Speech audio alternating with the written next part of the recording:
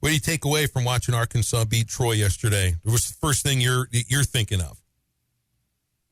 Well, ugly game, but they found a way to, put it away in the second half. And if you'd have told me before the game Arkansas would win by 16, I'd say, well, that's a pretty good win because Troy, they're obviously not, Kansas or Duke or North Carolina, but that's a pretty solid major program. Scott Cross has been coaching there a while. He did a good job at UT Arlington before that. If people remember, not a different team, but same program, Troy came into Walton Arena 2 years ago and had an Arkansas team that eventually went to Sweet 16, had them down by 3 with less than 7 minutes to play, and Ricky Council had to kind of go off, and Orange had a big 17-0 run and won that game 74-61. And so this game was not exactly like that, but it was kind of similar in that Troy was hanging around. They were only down by 3 with less than 12 minutes playing. Arkansas went on like a 21-7 run, got the 3-point shots going. So the first half was really ugly. Arkansas did not shoot well. Cal was not happy with the way they closed the game out after they put it away. They had some ill-advised shots and some turnovers, but Arkansas is obviously a work in progress. It has talent. It also needs to get healthy. Trevor Brazil, who I thought was playing great, only got to play 9 minutes because he hurt his ankle. Hopefully that's not serious. And Jonas Adu barely played, so he's still fighting his way back, working his way back. So not a great performance by any stretch of the imagination, but at the end of the day, they won a game they should have won, and by about the margin they should have.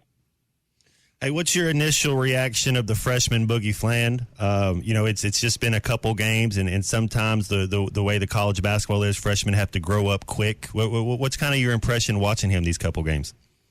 Yeah, he's really good. He's projected as a first-round pick, and I can certainly see why. I'm not saying he'd go to the NBA next year and set it on fire, but that's the way things are now. When you show a lot of potential as a young guy, you're probably going to be a high draft pick, and then you kind of look at Anthony Black. He's playing pretty well for Orlando on his second year in the league after not getting to play a ton last year. But yeah, Boogie Fland, he's a guy that he hit some threes. I think he was 3 for 5. Excuse me. I think he's a pretty good shooter and is better than he had shown from perimeter. Definitely can get downhill. Good defender. The other night against Baylor, he had 7 assists without a turnover. Last night he had 4 turnovers, which is, too many for a point guard, but he also had 7 assists. So I think on the season he's got 17 assists and 5 turnovers. So that's certainly a ratio you'll take. He's just a real impressive all-around player. And you can argue if he's their best player, most talented guy, highest upside, highest ceiling, whatever you want to say. But yeah, he's been very impressive as a freshman for sure. I really like Thero. I think right now he's probably the most complete player on the team. But I really think they need Jonas Adu. Somebody that has already shown he can be a top-level defender in this league, can score in this league. But right now, whatever it was that happened to his ankle is obviously affecting him to the point where I know Cal was talking that they had to tell him to dress out because he wasn't going to dress out for the game. They said, we may need you for an emergency. It turned out that emergency was couldn't score in the first half. Throw him out there, and he's only scored 2 points, and he's barely been out there. And do we know anything about how far away they think he could be to be able to be something close to what he was at Tennessee? Well, they're very tight-lipped, I would say, about injuries. And I don't know. Cal did confirm that Trevor Brazil was an ankle. I honestly don't know what Adu's injury has been. Maybe it's been an ankle. Maybe something I don't know. But Cal, he said this on the radio Monday night. He said again last night he estimates he's around 70%, maybe 75%, that he's in pain. And like you said, he wasn't going to dress out. Cal said, put your uniform on. I probably won't play you, but, I might need to for a few minutes. And, yeah, he's barely been out there. He's obviously, if you watch him against Baylor and lips coming out, this is a criticism. It's just, I think, the truth. He's not in game shape, nor would you expect him to be because he's been missing a lot of practice time. Sometimes I think people forget he's healthy enough to play. Yeah, but what about all that practice time he missed? That's important, getting those reps in and getting your conditioning. So I really don't know a timetable. I think, he felt like he was probably making some progress, getting 9 minutes or whatever against Lipscomb and 7 or 8 minutes or whatever it was against Baylor. Don't have the boxes in front of me. But then he barely plays 4 minutes last night, and they basically said on the broadcast he wasn't going to play in the second half. So he clearly was not feeling well. They don't want to push it. They want him to be ready for the SEC, obviously, and for postseason play and all that. But, yeah, you're right. I mean, he's a big guy. He was all SEC player last year at Tennessee, preseason all SEC player. People remember Tennessee's big win at Arkansas. He just destroyed Arkansas, inside, a really strong player. And an older guy, a senior, been through the SEC, for 3 years now at Tennessee. So he's a key guy. And I think they got to get Trevin back, too. I mean, right now they're down 2 guys, and they really basically have what I would call 9 rotational players. Cal talked about that before the season. He didn't want to have, 12 or 13 guys and have guys who were upset because they weren't playing, and then this way they don't have to buy as much NIL money. So they were going to have basically 9 main guys, and they'd fill it in with guys on scholarship, but they frankly were developmental type players, kind of walk-on type guys for a program like Arkansas. And so we'll see how this works, and if it's going to bite them in the backside, that their numbers are down, say, once SEC play starts. So hopefully they get everybody back and healthy. But that's going to take a little bit of time, certainly, for guys to get in game shape for Adu. Bob, I want to go over to the gridiron, and before we get into this Arkansas-Texas matchup, I want to ask you about Tennessee-Georgia. Do you see Georgia bouncing back, or is this, another loss? This is kind of a playoff eliminator for Georgia. How do you see this Tennessee-Georgia matchup going? Yeah, I thought Georgia would go show what I know. I can't remember if we talked about this last week, but I thought Georgia would win at Ole Miss, and I thought LSU at night would beat Alabama. So that's why it's a good thing I don't bet on games, because I would have lost my shirt and lots of other stuff. And but yeah, I really think Georgia will bounce back at home. Their back's against the wall. I think Tennessee's good, but I don't know if they're good enough to go into Athens and win. Kirby Smart's won 7 straight over Tennessee. I guess the Vols have to beat them again sometime, but I don't think Saturday in Athens will be it. So, yeah, I think Georgia is still one of the best teams in the country. I think it just goes to show you how well Ole Miss is playing. I mean, not that was a good performance by Arkansas, but, Ole Miss is – you're like shaking your head going, Kentucky's won 1 SEC game all year, and there was at Oxford. Doesn't make any sense. And LSU has not played really well. LSU could easily be 5-5, honestly, but they – came back and beat Ole Miss. So Ole Miss has been kind of an underachieving team. Probably should be undefeated. But I guess to answer your original question, I just think Georgia will beat Tennessee. But based on my track record, I don't think people should run out there and start putting a bunch of money on the Bulldogs. With 3 games left in the regular season, who do you think right now is the best team in the Southeastern Conference?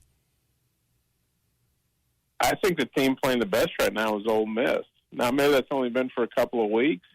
But seeing what they did to Arkansas, and I get Arkansas is not, Alabama or whatever, but I think Arkansas is a solid team at home, and Ole Miss just came in there and just took it to them. And then, I got to watch a little bit of that game last week before going to the basketball game, and they Ole Miss coughs it up, and Georgia cashes in, and Dart's flipping around. You're thinking, well, okay, this game's over, Georgia all the way.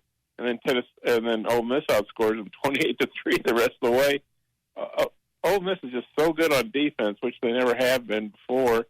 And obviously they have Dart, and they're doing this without Trey Harris, maybe one of the top receivers in the country, in playing. They've had some other injuries. So the SEC team I would least like to play right now would be Ole Miss. All right, how do you foresee Saturday going down with Arkansas and Texas? I don't think we can draw much from the 21 win. Texas is a much different team since then, a lot better. What has to happen? Well, for Arkansas to pull an upset, I do think it's possible. It's not likely, or else it wouldn't be called an upset, right? But, some of the stuff sounds, is football 101, but Arkansas has had issues in the losses with turning the ball over. They haven't just turned it over a couple times and got a takeaway. They've turned it over 3 times and not gotten anything. And so they really have to win that turnover margin, maybe by 2 or 3. So they need help from Texas. But they got to win the turnover margin. They sure can't lose it by 2 or 3. That would be disastrous.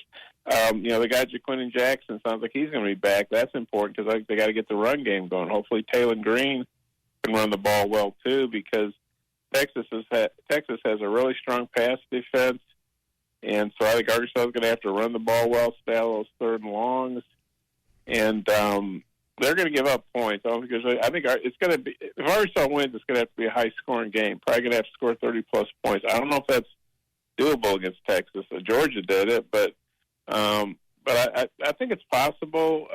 But the fans are going to need to bring it at 11 a.m. Obviously, the team's got to bring it. And, Texas has to have probably a bit of an off day. Maybe not as off a day as they had in 1981 when Arkansas beat them 42-11. But I bring that up. I've covered some Texas-Arkansas games that you didn't see that coming with the way Arkansas beat them in the Cotton Bowl to cap the 1999 season. Just really took it to Texas. So it's possible, not likely, but at home, I think Arkansas has a puncher's chance, whatever that saying is. And, Texas is going to have to come in and play well, I think. And Steve Sarkisian brought up a good point about the grind of the SEC. Obviously, it's physical, the line of scrimmage, all that, but mentally, you got to be ready to play every week. And he didn't name anybody, but he said, or else there are some teams kicking themselves for losing. Well, I think that was a pretty obvious reference. Ole Miss losing to Kentucky, Alabama losing to Vandy, Tennessee losing at Arkansas. There's A&M losing to South Carolina. There's been a lot of upsets in the league. Maybe Arkansas has already had their upset. Maybe they can't pull another. But I think we've seen the SEC that there are going to be some upsets every week. Well, and I think it's been on display that the middle to the bottom middle of the SEC is probably considerably stronger than we're seeing from some of the other power leagues, especially the Big Ten, where you haven't had those sorts of upsets.